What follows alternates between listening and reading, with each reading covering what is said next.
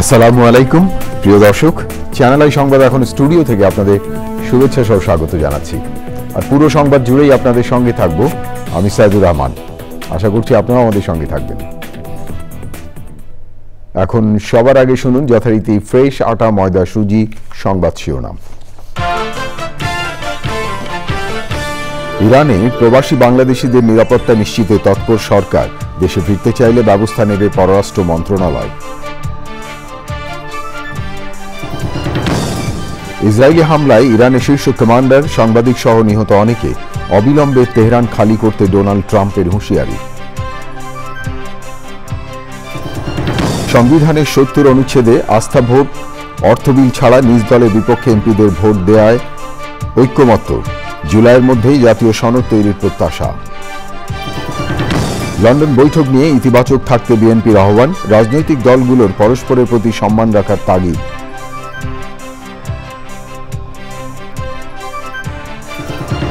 এবং ICC test চ্যাম্পিয়নশিপে নতুন আসরে বাংলাদেশের লড়াকু শুরু, গলফ টেস্টের প্রথম দিন শান্ত মুশফিকের সেঞ্চুরি।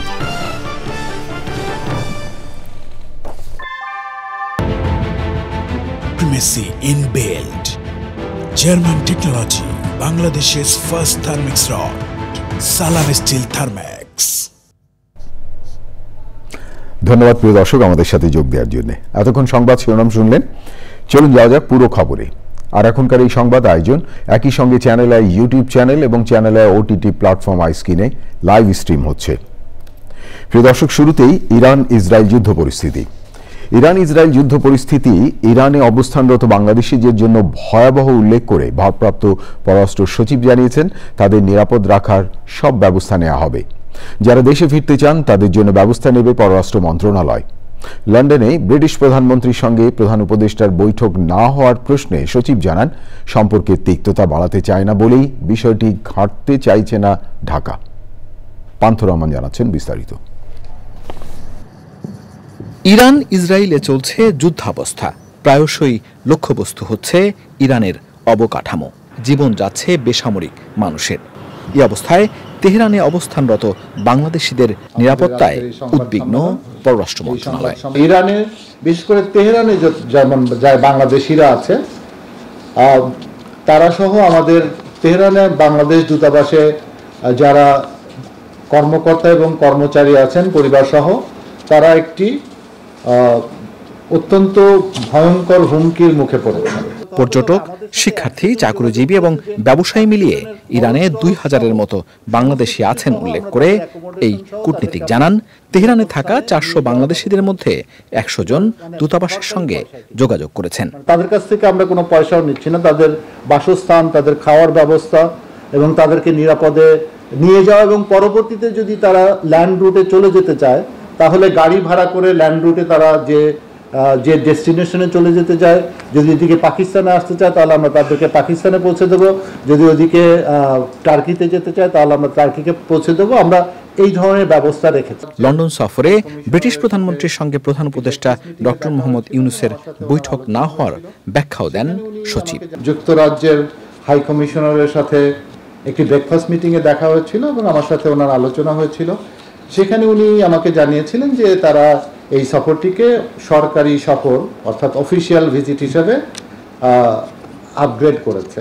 ফলে ব্রিটেনের প্রধানমন্ত্রীর সাথে আমাদের মাননীয় প্রধান উপদেষ্টার কেন সাক্ষাৎ হয়নি সেটার দায়ভার কার উপরে? নিঃসন্দেহে আমরা যেহেতু এই সফর পরিচালনার অংশ ছিলাম, সুতরাং কিছুটা তো দায়ভার আমাদের উপরে আসেই। দুই শীর্ষ নেতার বৈঠক না হলেও সফর সফল হয়েছে বলে জানান ভারপ্রাপ্ত পররাষ্ট্র সচিব। এটা শিডিউল মিটিং ছিল, ওখানে Panth Rahman, channel I, Dhaka. Tehran সহ ইরানে বিভিন্ন শহরে পঞ্চম দিনের মতো দফায় দফায় হামলা চালাচ্ছে ইসরায়েল। এতে ইরানি রেভলিউশনারি গার্ডের এক শীর্ষ কমান্ডার নিহত হয়েছে বলে দাবি করেছে ইসরায়েলি বাহিনী। ইরানের রাষ্ট্রীয় টেলিভিশন চ্যানেলে হামলায় প্রাণ হারিয়েছেন ৩ কর্মী। অবিলম্বে সবাইকে রাজধানী তেহরান ছেড়ে চলে যেতে বলেছেন মার্কিন প্রেসিডেন্ট ডোনাল্ড ট্রাম্প। ইসরায়েলের হামলার জবাবে তেল আবিব, হাইফা, জেরুজালেমে ক্ষেপণাস্ত্র হামলা চালিয়েছে ইরান। সংঘাতময় পরিস্থিতিতে নিজ নিজ দেশের নাগরিকদের ইসরায়েল ছাড়ার নির্দেশ দিয়েছে চীন ও সাউথ কোরিয়া। তেল আবিব এবং জেরুজালেমে দূতাবাস বন্ধ রেখেছে যুক্তরাষ্ট্র। G7 সম্মেলন সংক্ষিপ্ত করে যুক্তরাষ্ট্রে ফিরে নিরাপত্তা পরিষদের জরুরি বৈঠক ডেকেছেন মার্কিন প্রেসিডেন্ট ডোনাল্ড ট্রাম্প। আরও জানাচ্ছেন মিথিলা নাজরীন। ক্ষেপণাস্ত্র আর বোমারু বিমানের শব্দে কাঁপছে মধ্যপ্রাচ্য। পাল্টাপাল্টি হামলা চালাচ্ছে ইসরায়েল ও ইরান। সোমবার রাতে ইরানের বিভিন্ন স্থানে যুদ্ধবিমান থেকে বোমা নিক্ষেপের পাশাপাশি ক্ষেপণাস্ত্র হামলা চালায় ইসরায়েল। হামলা চালানো হয় রাষ্ট্রীয় টেলিভিশনেও। তবে হামলার কিছুক্ষণ পরেই সম্প্রচারে ফেরে টেলিভিশন চ্যানেলটি। ইরানের রাজধানী তেহরান ছাড়ার চেষ্টা করছেন অধিবাসীদের অনেকে। সড়কে দীর্ঘ যানজট। পরিস্থিতি স্বাভাবিক না হওয়া পর্যন্ত ইরানের আকাশসীমা বন্ধ থাকবে বলে জানিয়েছে দেশটির সরকারি বার্তা সংস্থা IRNA। পাল্টা হিসেবে ইসরায়েলের দিকে আরও ক্ষেপণাস্ত্র ছুড়েছে ইরান। ইসরায়েলের উত্তরাঞ্চলে সাইরেন বাজিয়ে বাসিন্দাদের নিরাপদ আশ্রয়ে সরে যাওয়ার নির্দেশ দিয়েছে কর্তৃপক্ষ। বন্দরনগরী হাইফাতেও ক্ষেপণাস্ত্র হামলা হয়েছে। বন্ধ করে দেওয়া হয়েছে হাইফার তেল শোধনাগার। ইরানের জবাবের প্রতিক্রিয়ায় ইসরায়েলের প্রধানমন্ত্রী বেনিয়ামিন নেতানিয়াহু বলেছেন, ইরানের সর্বোচ্চ ধর্মীয় নেতা আয়াতুল্লাহ আলী খামেনি হত্যা করলেই সংঘাত শেষ হবে। অন্যদিকে ইরানের প্রেসিডেন্ট মাসুদ পেজেশকিয়ান বলেছেন, ইরান যুদ্ধের বিস্তৃতি চায় না, তবে ইসরায়েলের হামলার জবাব দেওয়া হবে। ইসরায়েল এবং ইরানের সংঘাত নিয়ে বিভক্ত হয়ে পড়েছেন G7ভুক্ত দেশের নেতারা। তবে যৌথ বিবৃতিতে সংঘাত বন্ধের আহ্বান G7ভুক্ত দেশগুলোর। ইরানে হামলার নিন্দা জানিয়েছে 21টি আরব দেশ। ইরানে অভিযানের বিপক্ষে মার্কিন কংগ্রেসের বেশ কয়েকজন সদস্য। ইসরায়েল ইরান সংঘাতে না জড়াতে মার্কিন প্রেসিডেন্টের ক্ষমতা কমানোর প্রস্তাব নিয়ে কংগ্রেসে ওয়ার পাওয়ার রেজুলেশন উত্থাপন করবেন ট্রাম্পের নিজ দলেরই প্রতিনিধি Thomas Massie. Mithila Naznin, Channel i. অর্থ উপদেষ্টা ডক্টর সালেউদ্দিন আহমেদ জানিয়েছেন, ইসরায়েল ইরান সংঘাত সরকার পর্যবেক্ষণ করছে। সচিবালয়ে ক্রয় এবং অর্থনৈতিক বিষয় সংক্রান্ত উপদেষ্টা কমিটির বৈঠক শেষে তিনি বলেন, মধ্যপ্রাচ্যের কারণে এখন পর্যন্ত অর্থনীতিতে প্রভাব পড়ার মতো পরিস্থিতি হয়নি, তবে স্বাভাবিকভাবেই এর বিরূপ প্রভাব পড়বে। এখন পর্যন্ত চলতি দামেই আমদানি করা হচ্ছে। প্রস্তুতি হিসেবে LNG এবং সার আমদানির কার্যাদেশ দেয়া হয়েছে। আন্তর্জাতিক বাজারে বাড়লেও আপাতত দেশে জ্বালানি তেলের দাম বাড়ানো হবে না বলেও জানান তিনি। আপাতত বাট আমরা অবজার্ভ করছি যদি যুদ্ধটা বেশি দিন চলে, এটা এফেক্ট যদি হয় তখন আমাদের উপর একটু প্রেশার পড়বে। বিশেষ প্রশ্ন যেমন আজকে আমরা যেগুলো আমরা অ্যাপ্রুভ করলাম LNG সার আনার ব্যাপারে, তো যে প্রাইসে করেছি ওরা ইমিডিয়েটলি আজকে তো অর্ডার চলে আসবে। কিন্তু ভবিষ্যৎ যখন আমরা যখন কোটেশন আনবো তখন হয়তো কিছুটা রিফ্লেক্ট করবে। ডক্টর সালেউদ্দিন আহমেদ অর্থ উপদেষ্টা কথা বলছিলেন। প্রিয় দর্শক, এবারে অন্যান্য খবর। সংবিধানের 70 অনুচ্ছেদে আস্থা ভোট এবং অর্থ বিল ছাড়া অন্যান্য বিষয়ে নিজ নিজ দলের বিপক্ষে ভোট দিতে পারবেন এমপিরা। এ বিষয়ে একমত হয়েছে বিএনপি সহ অধিকাংশ রাজনৈতিক দল। তবে দ্বিকক্ষ বিশিষ্ট সংসদের যৌক্তিকতা নেই উল্লেখ করে সিপিবি, গণফোরাম, বাসদ ও জাসদ প্রস্তাবের বিপক্ষে অবস্থান নিয়েছে। মঙ্গলবারের আলোচনায় জামায়াতে ইসলামী অংশ নেয়নি। প্রিয় দর্শক, আরও জানাচ্ছেন সহকর্মী জান্নাতুল বাকিয়া কেকা। জাতীয় ঐক্যমত কমিশনের সাথে ঈদের আগে শুরু হওয়া দ্বিতীয় দফার অসমাপ্ত বিষয়গুলো নিয়ে শুরু হয় মঙ্গলবারের আলোচনা। সকালে আলোচ্য সূচিতে ছিল সংবিধানের 70 অনুচ্ছেদ। সংবিধানের 70 অনুচ্ছেদের এখন যেভাবে আছে যে দলীয় সদস্যরা দলের বিপক্ষে ভোট দিতে পারেন না, তাহলে সদস্যপদ থাকে না। সেখানে আমরাই প্রথম প্রস্তাব করেছি যে আস্থা ভোট, অর্থ বিল, সংবিধান সংশোধনী বিল এবং জাতীয় নিরাপত্তা সংক্রান্ত। এখন আমরা সেখানে একটু সংস্কার করেছি, জাতীয় নিরাপত্তা উইদিন ব্র্যাকেট যুদ্ধ পরিস্থিতি ইত্যাদি। এগুলো বাদে অন্যান্য সকল বিষয়ে সংসদ সদস্যগণ স্বাধীন মতামত দিবেন, ভোট দিতে পারবেন। দুপুরের পরে আলোচনা হয় সংসদের ধরন এবং নারীদের আসন ইস্যুতে। এ সময় বামজোট সহ বেশ কয়েকটি দলের মধ্যে ঐক্যমত না হলেও কমিশনের পক্ষে লিখিত আকারে দ্বিকক্ষ বিশিষ্ট সংসদের বিষয়ে দলগুলোর ঐক্যমত হয়েছে এমন লিখিত বক্তব্যের বিরোধিতা করেন। এ সময় দলগুলো দ্বিকক্ষ বিশিষ্ট সংসদের গঠনতন্ত্রের ওপর আলোচনা করার প্রস্তাবে বিস্ময় প্রকাশ করেন এবং আলোচনায় অংশ নেওয়া থেকে বিরত থাকেন।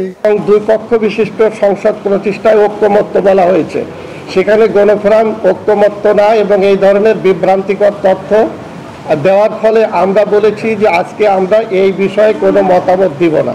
এই অন্তর্বর্তীকালীন সরকার তার এখতিয়ার বহির্ভূত অন্য কাজ যেন না করে।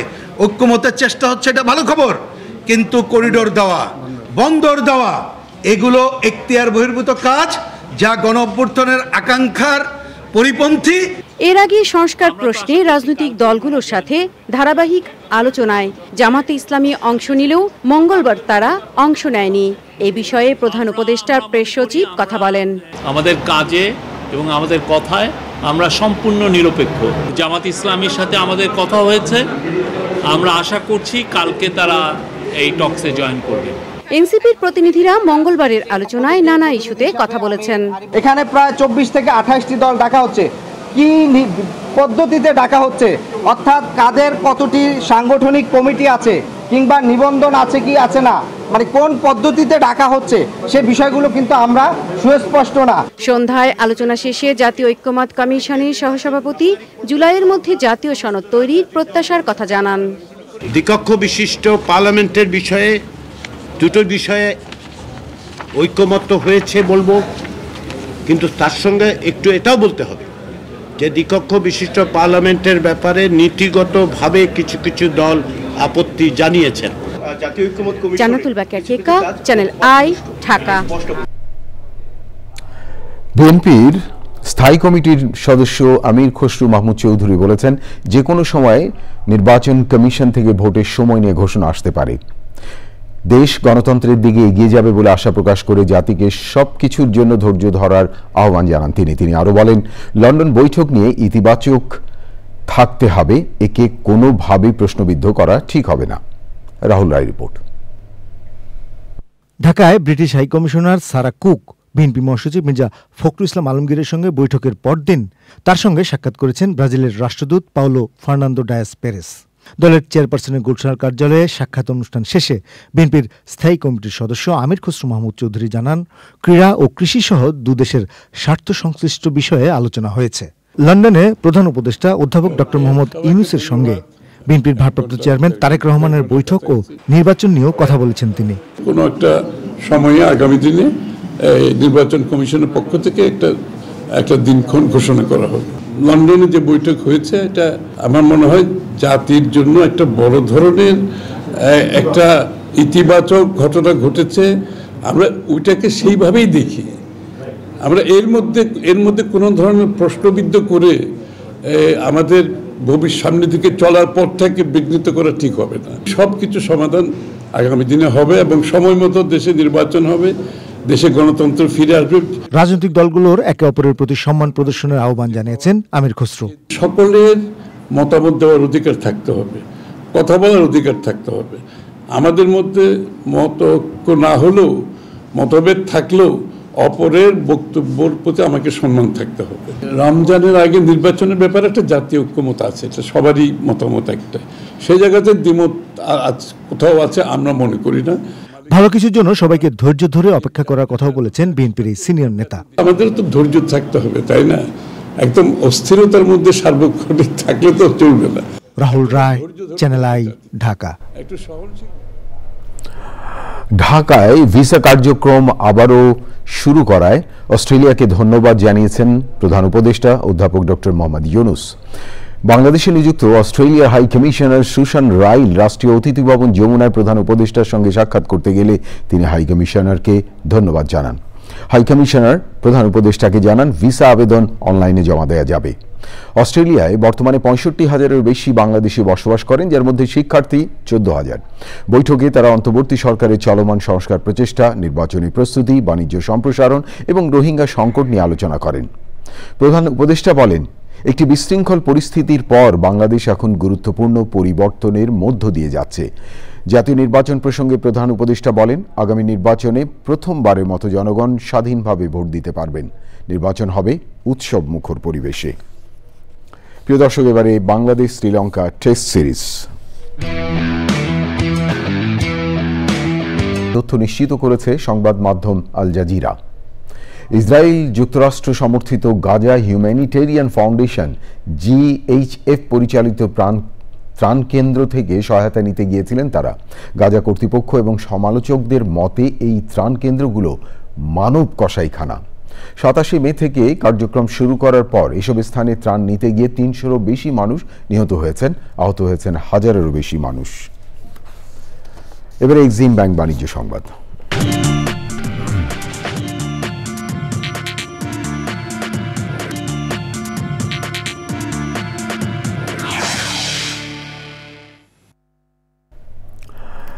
চার্টার্ড অ্যাকাউন্ট্যান্টদের মতো অডিট করার আইনি অধিকারের স্বীকৃতিতে বাজেটেও চান institute of cost and management accountants of Bangladesh ICMAB সদস্যরা। সকালে রাজধানীর পল্টনে ERF অডিটোরিয়ামে আয়োজিত সংবাদ সম্মেলনে সংগঠনটির সভাপতি মাহতাবউদ্দিন আহমেদ বলেন, ফিনান্সিয়াল রিপোর্টিং আইন অনুযায়ী ICAB এবং ICMAB দুটো সংস্থার সদস্যদেরকে পেশাদার হিসাববিদ হিসেবে স্বীকৃতি দেওয়া হয়েছে। অথচ পেশায় থাকা ICAB-র মাত্র 500 জন সদস্য এবং 209টি ফার্ম প্রায় 3 লাখ নিবন্ধিত কোম্পানির অডিট করে। এর বাইরে বিপুল পরিমাণ অনিবন্ধিত কোম্পানি রয়েছে। তাদের দাবি, প্রস্তাবিত বাজেটে লিমিটেড কোম্পানি বাদে অন্য সব প্রতিষ্ঠান অডিটের ক্ষেত্রে chartered accountants and cost and management অ্যাকাউন্ট্যান্টসদের বিধান রাখা হয়েছিল, কিন্তু শেষ মুহূর্তে কেবল চার্টার্ড অ্যাকাউন্ট্যান্টদের দিয়ে অডিট করানোর বিধান রাখা হয়েছে।